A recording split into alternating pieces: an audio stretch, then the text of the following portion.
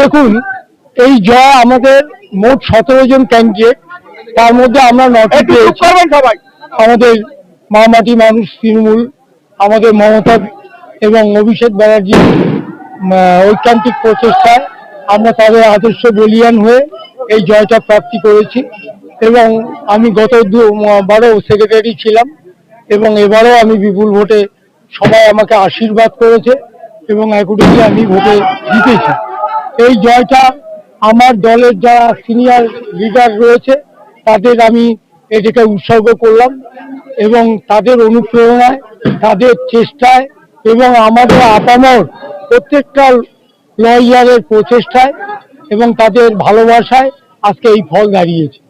এটা মানতেই হবে যে আসন্ন যে বিধানসভা ইলেকশন, তাতে আমরা যে বুদ্ধিজীবী শ্রেণীর কাছে যে আমরা কতটা গ্রহণযোগ্য সেটাই আমাদের মা মাটি মানুষ দেখালো। তার জন্য আমি সবাইকে ধন্যবাদ জানাই, আমার হার্দিক অভিনন্দন জানাই। মাননীয় দিল্লিতে কালো কোট করে সওয়াল জবাব করলেন, সেই জায়গাটা কি বলবেন আজকের দিনে দাঁড়িয়ে? দেখুন, একটা কথা বলছি, একটা এনসাইক্লোপিডিক নলেজ।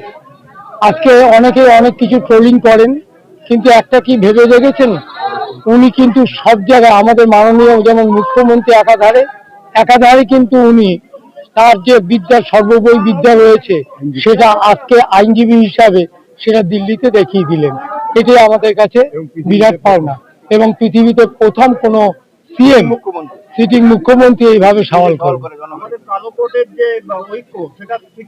চিরকাল থাকবে। আমাদের এখানে কোনো বর্ণ নেই, কোনো রং নেই।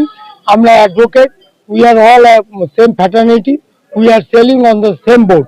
সুতরাং there is no bar at all. Trinamool পেয়েছে হচ্ছে আপনার 9টা পেয়েছে, আর সিপিএম, কংগ্রেস সিপিএম জোট পেয়েছে 8টা।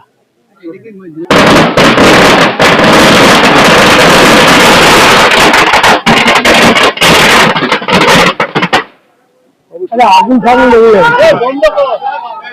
খুব সুন্দর একটা প্রশ্ন করলেন।